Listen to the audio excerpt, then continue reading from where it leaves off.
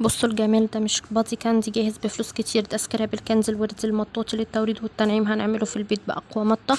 شايفة المطة بتاعته عاملة ازاي عشان تطلع معاكي المطة دي من غير ما السكراب يدوب. السر كله في الترتيب اللي هقولهولك. بس بصي عامل ازاي، بصي اصلا فظيع لجلد الوزة، بيفتح الجسم جدا. لو عندك حبوب بتطلع لك مش هتلاقيها، بس بسبب سر المكونات اللي موجودة فيه.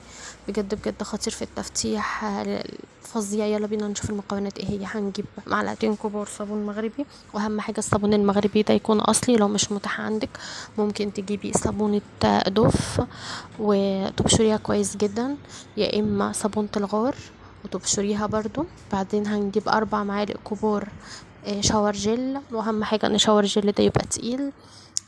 انا اللي معايا ده المتاح معايا دوت، ده بالعكر الفاسي، انتي على حسب اللي عندك المتاح عندك، بس اهم حاجة يكون تقيل علشان تشوفي المطة اللي انتي شوفتيها في السكراب في البداية. بعديها خالص هنجيب معلقة صغيرة جليسرين للترطيب وحبس الرطوبة، فظيع جدا. بعدين معلقة صغيرة زيت لوز حلو. بعديها معلقة صغيرة شجرة الشاي، ده فظيع جدا عشان لو عندك حبوب ومضاد للأكسدة. بعديها هنحط معلقة 4 معالق سوري زيت الورد.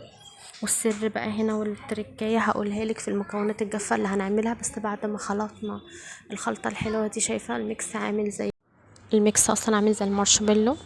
بعد كده هنحط المكونات الجافة، معلقتين كبار نشا، هو اللي بيديك قوام الملبن المطاطي اللي انتي شفتيه. بعدين معلقة كبيرة شوفان مطحون ناعم، بعدين معلقة كبيرة لبن نيدو، بعدين معلقة كبيرة كركديه مطحون ناعم، بعدين هنحط معلقة كبيرة ورد مجفف مطحون، بعدين هنحط نص معلقة صغيرة شاي الأخضر دوت علشان مضاد للأكسدة برضو، علشان لو عندك حبوب ولا أي حاجة برضو ينهلك عليها. ومعلقة كبيرة برضو رز مطحون عشان التقشير. وبعدين أقل من طرف المعلقة دم الغزال، هيديكي لون فظيع وجامد جدا. هنجيب بعد كده بقى المكونات زي ما انت شايفة، هننزل بالمكونات الجافة على جل الصابون ونقلبهم كويس جدا. بصوا القوام بقى شبه العجينة الوردية الماسية ازاي. دلوقتي جه بقى دور طبعا السكر عشان تشوفي المطة. هننزل بحوالي كوباية سكر بالتدريج وهنقلب بالراحة.